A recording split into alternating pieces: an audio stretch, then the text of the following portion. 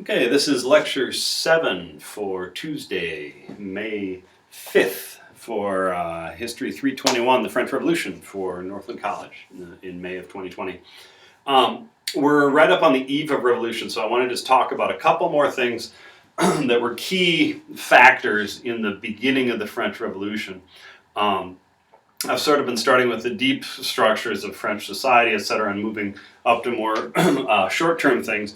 So I want to talk today about three different things. One is the Grub Street Enlightenment, which I'll explain in a minute. One is the structure of the French government and how it functioned and how it really was two distinct governments functioning at the same time. And then three, I want to talk about the government's financial difficulties on the eve of the revolution. I've talked a little bit about this in the overview lecture a while ago, but I want to just mention it again. So, the Grub Street Enlightenment. Now, when we think about the Enlightenment, we generally think about this, we think about the big intellectual giants of the 18th century, the Voltaires and Rousseaus and Diderot and John Locke and David Hume, etc. And so we tend to think of the Enlightenment as this high class thing. We think of salons where the aristocrats would get together and discuss new ideas and new books, etc. And we tend to think of these big name authors. But the Enlightenment was a society-wide phenomenon in the sense that lots of people who were really outside of the elites of society got involved with Enlightenment ideas. They could get a hold of Rousseau and they could get a hold of Voltaire, etc., and they could read that stuff and they could engage with the Enlightenment. Now, one of the sort of myths at the beginning of the Enlightenment was that Enlightenment thinkers were these brilliant young minds who were seeing through all the clutter and confusion of tradition and social mores and seeing the rational way to do things. They had a clarity of sight that nobody else had.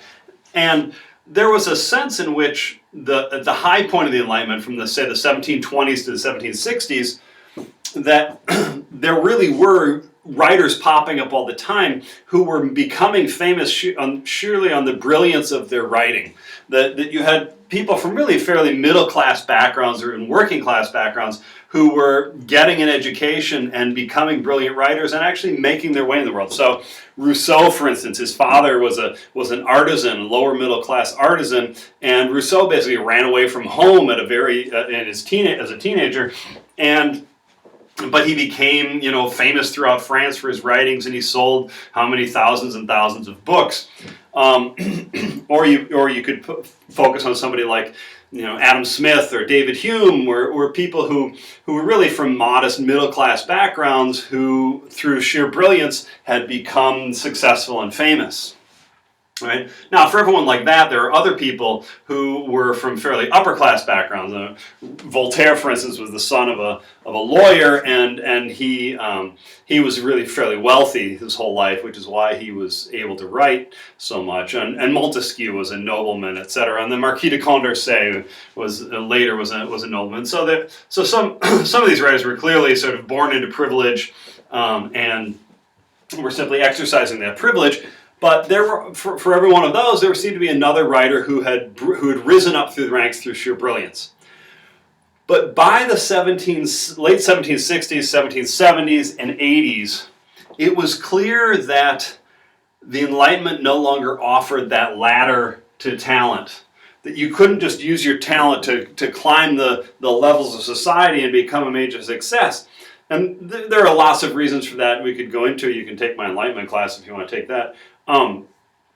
But basically, one of the ones was that when the Enlightenment was a set of fresh new ideas, there was lots of new territory to work with and lots of new ideas to discover. But by the 1770s and 80s, so the Enlightenment had sort of discovered what it could discover without a major paradigm shift, and so people were sort of filling in the edges, and there wasn't space for any brilliant new writer to burst onto the scene. And there were so many writers now. The Enlightenment had become mainstream, and so there were so many people who were all trying to become major Enlightenment writers that there wasn't space for all of them to become famous, right? And in particular, what you saw in the 1760s and 70s was something that the historian Robert Darnton called the Grub Street Enlightenment, which is that young men from modest backgrounds from all across France would grow up and they'd get an education, they'd read their Rousseau and they would read their Voltaire, and they would get all excited about dreams of becoming an intellectual themselves and writing brilliant books themselves. And then they would go off to Paris, for instance, in France, and they would, or London if you're in England, and they would expect that they could just write the next great play or the next great novel or the next great work of philosophy or, or the next great essay, and they would suddenly become famous. And what they got instead was often these young men went off to Paris and they found that they really couldn't make much of a living, right? That nobody wanted to buy their plays and nobody wanted to publish their novel, and they wound up just sort of bumming around and being poor in Paris. And so what you saw happen, though, they kept trying, though. And so one of the things that you saw happen, which is kind of interesting, is that you started to see an underground version of the Enlightenment. That, for every national theater, like the Comédie Française, which was a famous national theater, sort of comparable to Broadway in the United States, there were also what would be comparable to little community theaters, right? That put on plays, and every author or every playwright wanted to get his plays put on, so he'd go to some little community theater and get his play put on, and hope that somebody famous would see it and say, "Oh, this is brilliant! I want you to come, write more plays for me." But it didn't happen. Right, so you had all these little community theaters that would pop up and then go out of business. And similarly, you had writers who wanted to write great essays and things. So there would be little journals that would pop up for a little while and then run out of money and disappear again. And so you had this sort of underworld of intellectuals cranking out new Enlightenment stuff, but they really were not having any material success in life. Instead, what all these thinkers really had to do was, there were a number of ways that a young man with a good education could make a living in Paris, but it was not a good living in the sense that it was often very low paying, and it was also not a good living in the sense that it was not what they thought of as the right use of their talents. But there were ways that an educated young man could make a living. One is that he could be a writer for a lawyer. Lawyers often had lots of cases and legal opinions, but they didn't want to go to the trouble of writing in all the details of their cases, and so they would just hire young men and say, well, here's generally what I want to say, you fill in the details. And so you would write legal briefs, and you would learn how to use legal language, and you would learn how to cite, the lawyer might give you some cases to cite or something, but you're basically writing legal briefs. And this is, of course, you could make some money that way. Couldn't make a good living that way, but you could make some money. But it was deadly boring, right? Which is why the lawyers didn't want to do it in the first place. You could also, there was a big market for pornography, right? Both of the sort that we would call romance novels today, and also for things that we would call erotica today, or outright pornography. Novels that just revolved around sex and involved graphic descriptions of sex, etc. There was a huge market for this, and there's actually some speculation that Ben Franklin actually published some good pornography to make some money at various points in his life. But this was not something that young intellectuals were really going to be proud of, but it was a way to put food on the table. Right. Another way is that the government in Paris kept track of intellectuals. They were worried about people who had radical ideas, and so they actually would hire people to be spies. And so a young man who was really not able to eat because he didn't have a job or whatever could go to the police, or the police would go to him, and they would say, "We want you to hang out in cafes and tell us if anybody's saying anything dangerous, and we'll pay you for it." And so a lot of young men would just go off and they'd hang out in cafes, which is what they were doing anyway, and they would try to write the next great play, but while they're there, they would listen to what other people were saying, and they would meet other people, and they would write a report for the police saying, here's what I heard people talking about today. You could also write something called libelles, and I'll talk about that in just a minute, so I'm just going to leave that there. You could write libelles. There were also really cheap fiction, sort of like what we would call romance novels, or cheap dime store adventure novels or things like that. There was plenty of those being published, and they, this was not a way to become famous by any means. That each one sold a couple thousand copies, and so you'd make $50 by writing this novel, and then someone would publish it for a couple weeks, and then it would disappear again.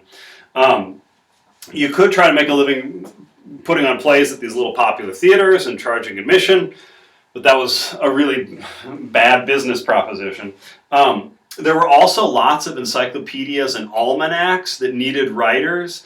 An almanac is this book that would come out once a year or once a season, and they would basically give predictions for, when the last frost was going to be in the spring and when the first frost of fall was going to be, and whether the summer was going to be hot and dry or cool and wet. And then they would have little what we would call life hacks, little recipes for a great cleaning solution or a good way to keep your jewelry from tarnishing, and then they would have little stories and anecdotes and little essays about advice. You could make a living writing all that stuff, but if you're an intellectual who wants to be the next Rousseau, that's kind of humiliating, right? And then finally you could do ghostwriting. That lots of young men went to Paris, and there were aristocrats who wanted to seem like they were great intellectuals, and so they wanted someone to write an article for them or a book for them, and so rather than do it themselves, they would just hire somebody to write the book for them. And so you could do that. You wouldn't make a whole lot of money, but might keep you food on the table for several months, but you wouldn't get any credit for this whatsoever because your name wouldn't be on the book at all, right? And so you have this large group of young men in Paris who have aspirations to be great intellectuals, but what they're doing is writing legal briefs or pornography or whatever, and they're really frustrated. And so Robert Darnton, the historian who's talked about this the most, says that the Grub Street Enlightenment was interesting because he thinks it actually becomes a major political force, right? And he says this for a couple reasons, and here's where I'm going to get back into libelles. That one of the ways that Grub Street Enlightenment writers could make a living was writing libelles, which are just pamphlets. They're little pamphlets, and they were anything that a printer thought would sell. They would sell them for a couple pennies on the street corner, and they were often illegal. And so essentially what a printer would do is he would write up some pamphlet, and he would print up 1,000 copies of some pamphlet, and then he would give 20 copies to each of a bunch of young boys, and the boys would just stand on the street corners like, hey, you want a pamphlet? You want a pamphlet? And they would sell it, and if the police came to say, no, you can't do that, they'd run away. And they would just sell these things, and then they'd print up another one the next day. And these things were whatever the printer thought somebody wanted to read. And what the libelles often were, and it has the same root word, etymologically it's the same as libel in English, they were basically made up pamphlets claiming stuff about rich people or famous people. So for instance, there would be libelles claiming that Marie Antoinette and her friend, the Princesse de Lamballe, were lesbian lovers. And then it would include all sorts of graphic descriptions of the queen and her friend having sex. Or there might be stories that the Louis XVI is impotent, right? And there would be stories about just how impotent he was and how they knew he was impotent. And then there might be another pamphlet saying Louis XVI is impotent and Marie Antoinette is having an affair with the Cardinal Rohan or whatever, right? And so, and also, any famous big aristocrat, any of the Grand that I talked about before, were subject to libelles because if they were famous, they were worth writing about. And most of these libelles focused on sexuality. They focused on saying these people are perverse or they have weird sexual habits or they're impotent or they have sexual diseases or, etc. But there was a strange sort of implication that this was also about politics, because these were the people basically running the government, right? And so there was a way in which talking about Louis XVI being impotent was a way of talking about Louis XVI's political power in France, and was he really as powerful as he looked? And there's a way in which talking about some weird sexual perversion was a way of saying that the government is really corrupt, right? And so these libelles became not overtly political, but semi-political, because they were clearly slandering all the people who were running the French government and making them seem diseased, depraved, immoral, impotent, and even unhealthy. And all of this became a sort of a culture of criticizing the government. And so the Grub Street Enlightenment really bordered on being political in a lot of ways.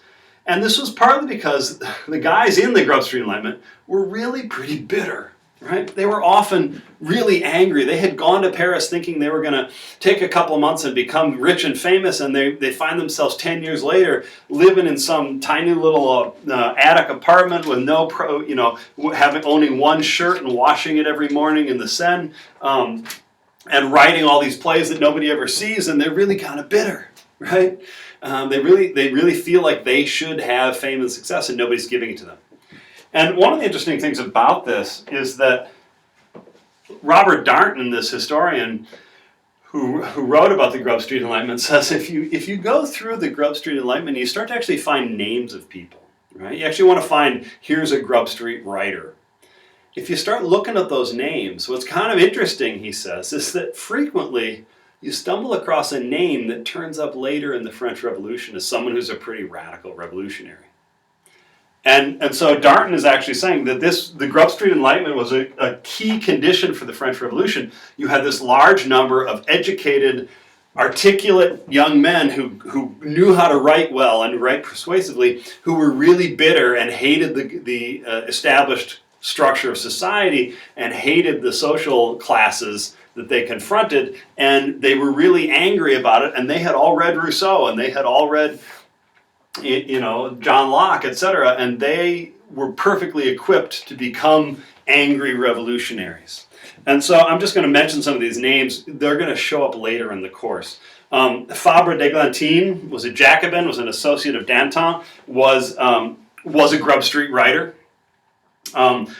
Marat, who was one of the most bloodthirsty of the terrorists, was a writer on the Grub Street. Brissot, who was one of the leaders of the French government, like the most powerful man in the French government at the beginning of the war with Austria and Prussia, Brissot was actually a police spy in Grub Street, writing up police reports on other people at the cafe he hung out at. Hébert, who later becomes a newspaper writer, was a Grub Street writer. And finally, Desmoulins, who is the guy who sort of is one of the major figures starting the October Days, which will make sense later. He was a real rabble-rouser, was an associate of Danton's. Desmoulins was a Grub Street writer. And so some fairly important names in the French Revolution show up in this sort of list of Grub Street writers. And so Darnton argues that Grub Street was actually a major force in creating the French Revolution because it was sort of like a school for embittered intellectual young men to become revolutionaries. All right, so that's the Grub Street Enlightenment. I want to turn now to the structure of the French government. The French government was essentially an absolute monarchy, at least by law. The king could write laws, and whatever the king said was a law was the law. But in practice, the king was actually hedged in a lot more than he seemed to be on paper. And part of what you have to understand about the French government was, in some ways, it was very much still a medieval government, and in some ways, it was very much a modern government. And remember, I talked about this, and Furet talked about this a little bit in his writing, is that one of the key things that Alexis de Tocqueville realized when he looked at the French Revolution was that there was a trend of centralizing the central government before the French Revolution, and that actually accelerated during the French Revolution and continued after the French Revolution. So, in the medieval sense, in the medieval world, what would happen is a king would have some territory, say France, and he couldn't govern France all by himself because he didn't know how to do that. So what he would do is he'd break France up into like 6 parts or 8 parts, and he would give each part to somebody and call him a duke. And he would say, "You're going to run that part of France for me. You're going to have to do things for me. If I need your help, you have to give me your help, and I'm going to help you out if you need help from me. But basically, you're my subordinate. You're going to run that section of France." And then the duke would turn around and take his duchy, and he would break it up into however many parts, and he would hand it out to viscounts and counts and earls and marquises and things and say, "Okay, you're going to control this territory and you're going to control that territory." And then those people would take their territory and they would break it up and hand it out to even smaller bits. And so in theory, you had this hierarchy of kings, dukes, marquises, viscounts, etc., all the way down to small noblemen like seigneurs or châtelains who controlled just one castle and a tiny little chunk of territory, like 10 square miles. But in practice, what that did is the dukes were actually often just as powerful as the king, because dukes had this territory that was theirs, and dukes had a military force. And military force was based on heavily trained, heavily armed knights, right? That was the sort of basis of military force, was the knight on a horse with armor, etc. And that guy takes a long time to train. To learn to be a mounted knight, you have to know how to ride a horse really well. You have to have trained for a long time with swords and lances, etc. You have to have spent a lot of money on custom-fitted armor. You have to have spent a lot of money on a good horse or three. You have to spend money on armor for the horse. And then you have to have pages who come along and help you, etc. So armies were expensive. And they tended to favor quality over quantity, meaning that a small number of heavily armored, really highly trained knights was better than a large number of badly armed peasants or something. And so a small number of quality, expensive soldiers was enough to be a good military force. And then castles also gave a local noble a great deal of power, because if he could hole up his castle and nobody could do anything to touch him. And so castles were a great way of decentralizing power. And so kings had fairly small amount of power. The only way they could force a duke to do something is if they could get the other dukes to come along and help him force the duke to do something. But the other dukes didn't want to do that, because they knew that if they helped the king force that duke to do something, it might be them next who gets forced to do something. So kings generally had a fairly small amount of power. And power tended to be decentralized. Every Nolan had his castle and his bunch of knights, and he could be a sort of a minor military force and do whatever he wanted to. I'm exaggerating this a little bit, but not a whole lot. But gunpowder changes everything. Gunpowder is introduced in the 1300s, and gunpowder has a couple of effects. Number one is, with a gunpowder cannon, you can blow down castle walls. So castles become much less valuable, because they're easier to take with cannons. Second, once you get handheld weapons, like muskets and things, armies begin to change, because any peasant, you can take a peasant, show them how to put together, fire a rifle, or not a rifle, a musket. You can train him for a day on how to do that, and he can kill a knight who's been spent his whole life training on how to ride on horseback. Even with armor on, bullets can go through armor. So what happens then over the 1600s and 1700s is armies convert from being about heavily armored knights on horseback to being about gunpowder, about guns. And so by the 18th century, by the Enlightenment, armies are these long lines of guys with muskets, and they're all shooting at each other. And with a gunpowder army, it's about quantity, not about quality. I mean, certainly guys need some training in the army, right? It usually takes several weeks to train them how to fire their guns really well and rapidly. Certainly you need to teach them how to march together in formation and fire their guns in formation, and you need to train them sort of to get used to gunfire and things like that. You need to do all that. There's training involved, but it's a lot less than it takes to train a heavily armored knight to fight on horseback with a sword and a lance, etc. And soldiers are cheaper.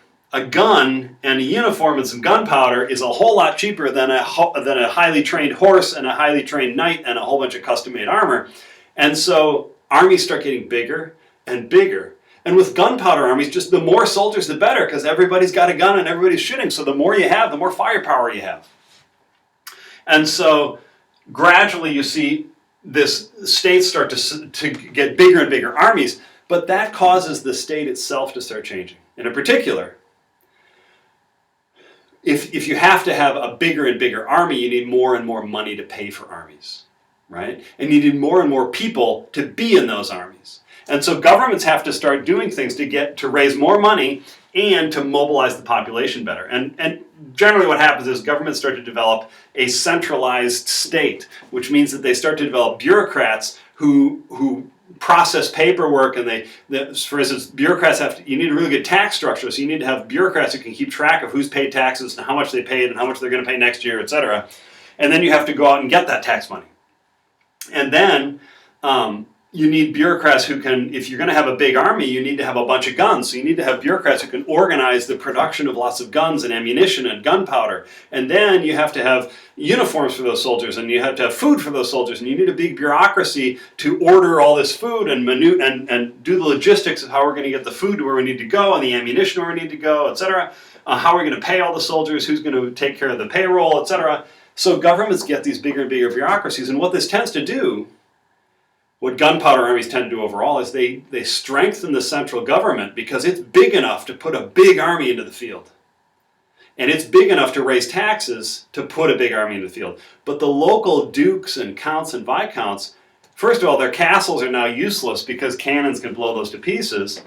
And so they're weaker compared to the central government. And then second, if they want to compete with the central government, they have to have a huge army of soldiers also, and it's harder and harder for small nobles to do that. So essentially, gunpowder favors a big centralized state.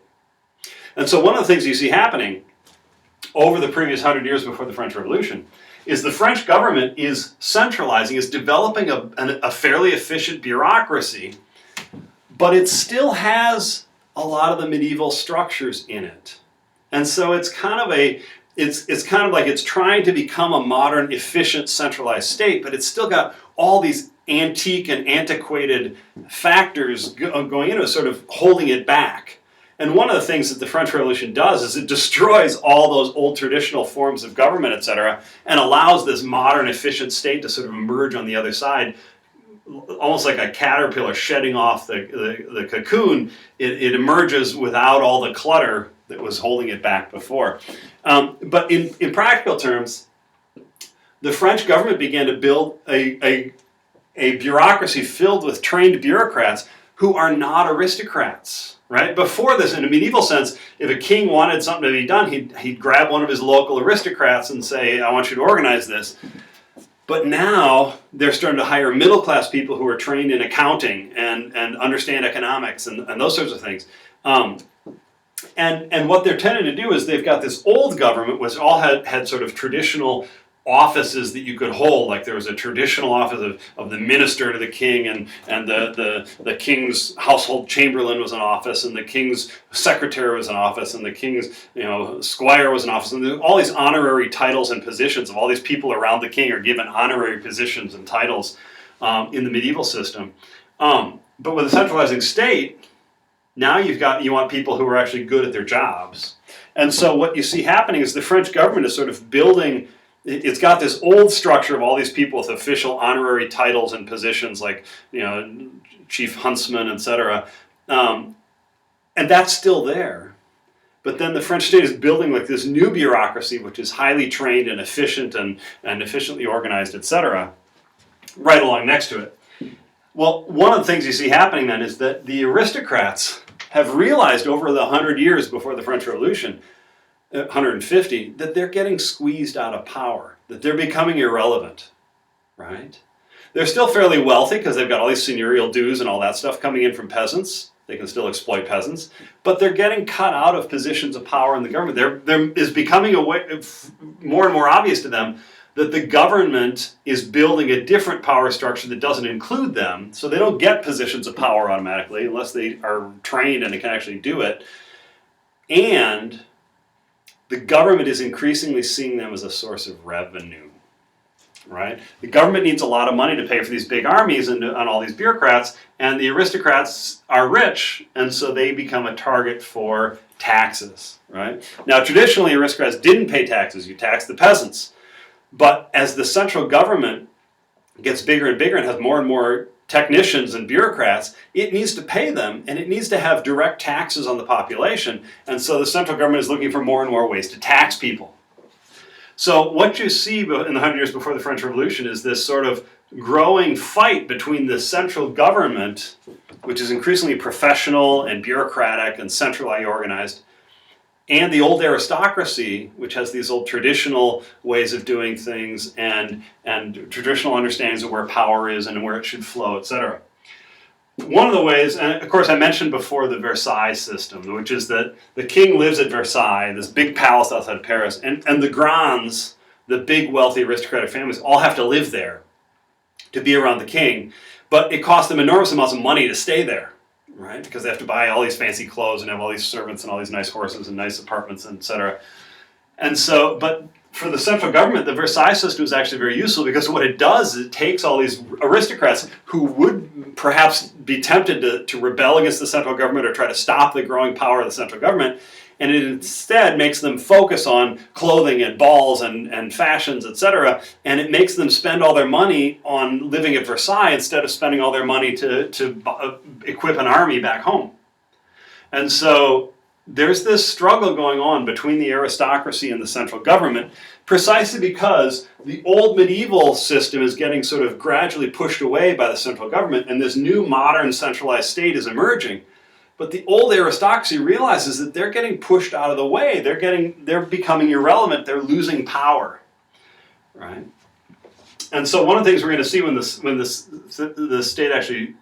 revolution actually comes is that the aristocrats are originally kind of happy, because they think perhaps the revolution will destroy this new modern centralizing state and allow them to go back and assert their power as aristocrats. Right? One thing I want to mention is that in the medieval French government, there were these series of courts, and I talked about this a little bit with the parliamentary nobles. They were called parlements, and they're sort of an appeals court. They're a regional court. There are several of them around France, and they each have anywhere from 9 to 20 some judges on them, and the judges are always aristocrats, and they're appointed by the king. One of the key things about the French government is that the king could pass a law whenever he wanted to, but there's absolutely nothing the law then has to go to the parliaments, and the parlement have to write the law into their book of laws. They have to register the law and say, yes, we recognize this is a law. And then it becomes a law and it gets enforced. But if the parliament doesn't do that, it's not a law yet, right? It's sort of as if, in our system, it's like, Congress can pass a law, but then it has to go to the president. The president has to sign it, and the president can just do what's called a pocket veto. He just doesn't sign it, and it just doesn't become a law until the president signs it. It just sits there, right? And so, it's more complicated than that, because there's an override, veto override, etc. But so the Parlement had a sort of a veto power. They could just ignore a law if they didn't like it. And so one of the things you see happening is the centralized state is trying to impose new taxes on things and such. Every time they do something that seems to impinge upon the power of the aristocracy, the Parlement would say, no, we're not doing it. Right? We're not writing it in. And this was actually a point of contention for decades before the French Revolution, that the king would try to impose some new law that would raise money for the central government by imposing taxes, and those taxes might apply to aristocrats. So the Parliament will say no, and the king would say, you have to register the law, and the Parliament will say no. And you actually got, the king could then sort of dissolve the Parliament, or he could send them into exile somewhere else, like some little backwater town with no good hotel, and make the aristocrats stay there. And it was sort of a low-key power struggle going on. But the aristocrats consistently tried to present them, they tried to gather public support by saying, look, the government's trying to tax you. We're standing up for you by standing up to the tyranny of the central government that wants to impose taxes on you. And so these aristocratic courts, these parlements, sort of position themselves as a popular wall against the government's power to oppress the people. They saw themselves as a bulwark against central government power. What they're really doing is protecting their own status as being free from being taxed. But they presented it as, we're doing it for the sake of all Frenchmen. We're saving them from a French government that wants to tax them. Right? I mention all this to keep in mind, because when we get to the Keith Baker reading at the end of the course, Baker talks about this sort of set of ideas that the Parlement saw themselves as stopping the growing power of the centralized French state on behalf of everybody. And that becomes one of the discourses that Baker talks about later, but we'll get into that later. So the structure of the French government is that the king has, in theory, the king has a bunch of dukes and counts and whatever who carry out his will, and he has these parlements, which are sort of legal courts. But in practice, what the central government has been doing is creating this modern bureaucracy that actually, instead of having a duke run a duchy or whatever unit of territory, the king had actually broken France up into a bunch of provinces, departments, and appointed an intendant to a bureaucrat to run every department. So you actually had two versions of government. It's like you had the duke and who ran the duchy, but the duchy was actually consisted of 2 or 3 départements, whereas an intendant who was appointed totally separately was supposed to be running each department. And so it wasn't clear who was in charge, the intendant or the duke, right? And this was part of this ongoing power struggle between the king and the aristocracy, as the king tried to centralize the modern government. And so there's all sorts of ways in which you have an inefficient government because it's sort of running 2 distinct governments at once. One is the old traditional government, and then one is this brand new centralized government that they're building right alongside of it. And this is a point of real contention. Okay, let me turn to the last part, which is the government's financial difficulties. As I mentioned in the overview, the French government got into a lot of debt in the 18th century because of wars, right? I just mentioned how expensive wars are because armies are getting bigger and bigger and bigger. And France had actually been engaged in wars with England for 50 of the 100 years before the French Revolution. So for 50 years, if you took 1689 to 1709, 50 years in that 100 years, France was at war with England. Right? And there was also the War of Austrian Succession, and there was the 7 Years' War, and there was the American Revolution, etc. I'm just going to focus on a couple. Number one is the 7 Years' War, which I mentioned in the overview, was this sort of global war that France and England waged between 1756 and 1763. And essentially they fought a whole bunch of battles on Europe proper, but they also fought in North America. We call it the French and Indian Wars, because France controlled Canada and England controlled the 13 colonies in North America that later became the United States. And so there was all this fighting around that. And then they fought each other on the high seas. Whenever any French or British ships ran into each other, they had pitched battles on the high seas.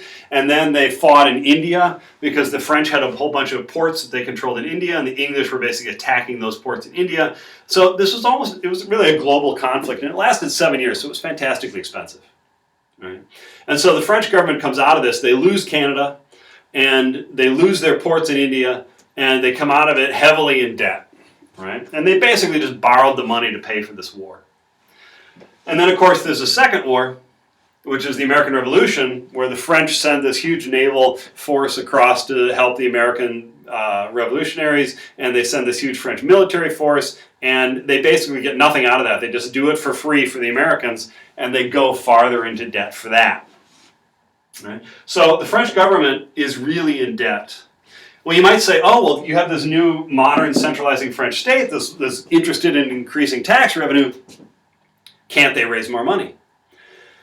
And the answer is yes and no. Because the French government actually had a really inefficient tax system. One of the things first of all, traditionally in France, aristocrats didn't pay taxes. And the church didn't pay taxes. And one of the biggest taxes for the French government, the biggest sources of revenue for the French government, was the taille, T-A-I-L-L-E. And the taille was a tax basically on land that involved taking a certain percentage of the produce of that land every year. So if I think it was about 6%. So if a piece of land produced a bunch of wheat, the government got 6% of it as part of the taille. But land that was owned by aristocrats was not taxed on the taille, and land owned by the church was not taxed by the taille. Now, if the aristocrats of the church sharecropped that out to somebody who wasn't an aristocrat, then it could get taxed. But basically, if the aristocrat was running land himself or the church was running themselves, it didn't get taxed, right? And so this is a huge chunk of the French territory that's simply not getting taxed under France's biggest tax, right? So that's the first problem. But the second problem with the tax system is that the French government had begun to engage in tax farming. Right? In the United States, the U.S. government says, okay, we're going to collect income taxes, and then they set up the IRS, which is this huge bureaucracy, to go and process everybody's taxes, right? And so they collect the taxes, and they go after people who don't pay their taxes, etc. But the government has to hire thousands of people to run the IRS, and it costs a lot of money. Well, the French government's solution to this was to say this. They decided to go with tax farming, which basically means hiring a private company to collect the taxes for you, and then that company gets a cut. But the way it worked was this. The government would say, okay, we have the province of Brittany, and we think Brittany is going to produce 20 million livres in tax money this year.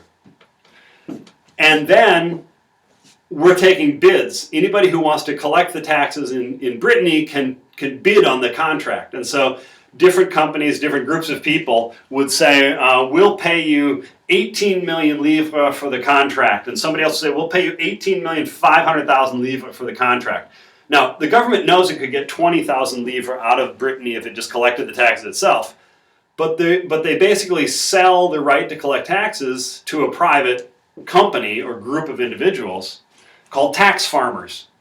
And then the tax farmer gets the legal right to collect the taxes. Whoever bids the highest. Okay, I bid 19 million livres for the tax farm for Brittany. Okay, so you've got it. You pay the government 19 million livres, and now you go and collect taxes in Brittany, and you keep whatever you collect. So if you collect 19 million livres, you break even. If you collect 20 million livres, you're a million livres ahead. You've made a profit. If you collect 18 million livres, you've lost a million livres, right? And so basically, the tax farmers then would have the legal right to collect taxes, and they would hire a bunch of thugs, basically, to go around, all around the whole province, going house to house and saying, time to pay your taxes, give us money right now. And it often felt just like extortion, right? 20 guys, heavily armed guys, show up at your door, and they say, we want your tax money, we think you owe this much, and we're just going to take stuff until you've paid it. Right? So we're going to grab any grain you've got around, we take that horse, we're going to, etc. Whatever we think will add up to what your taxes are. Right? And so the tax farmers would do this, but tax farming is inefficient because the government basically, no tax farmer is going to bid on a tax farm they're not going to pay more than what they think they'll get out of it. They want to get a profit out of it. And so the government always has to sell a tax farm at a discount. So if the government thinks it could get 20 million livres out of Brittany, it's got to sell that tax farm for 19 million livres. So the government's short a million livres, right? And so tax farming is inefficient. So the government had a tax system that didn't tax the aristocrats and the clergy, which were really the wealthy, and then had a tax system that had a lot of inefficiency because of tax farming.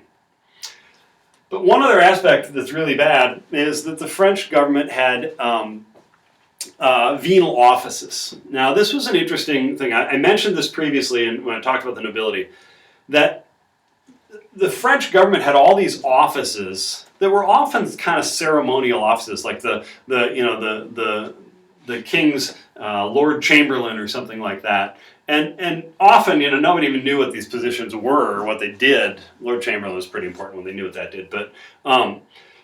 But these were honorary positions, and so often it used to be that you could only get appointed to these if you were an aristocrat. But after a while, the French government began to say, well, why don't we just say that if we appoint you to this office, it confers a noble title. So some offices granted a noble title. If you got named to be the Chancellor of the Exchequer, you got a noble title when you got named to be Chancellor of the Exchequer.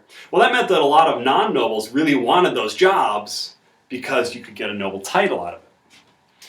Well, when the French government began to go into serious debt, they began to realize that there was actually a source of revenue here. That so many people wanted to be the Chancellor of the Exchequer or the head chamberlain or whatever in the king's household or the king's secretary, because it conferred a noble title. The government realized that they could actually take bids for these positions. You want to be the king's secretary? Put in bids and we'll give the position to the highest bidder. And so these were called venal offices. Offices that you could buy, jobs that you could buy were called venal offices. And people wanted to buy them for two reasons. One is they had a salary, right? And so if you spent 20 million livres to buy this office, you could count on getting, maybe the salary was 500,000 livres for the rest of your life. Well, if you live more than 40 years, you've made money off of it, right? But the second thing is that it came with a noble title. And that was actually the big thing, is the noble title. And so the government realized that it could say, for instance, the king needs a secretary. We're going to sell the office of secretary for 20 million livres, and it comes with a noble title. Now, it doesn't cost the government anything to give out a noble title, but now they get 20 million livres for selling the office. But this has a cost. And the cost is that they actually have to pay a salary to the king's secretary. And if they just sold the office to the highest bidder and it's a lifetime appointment, is that person really going to do a good job?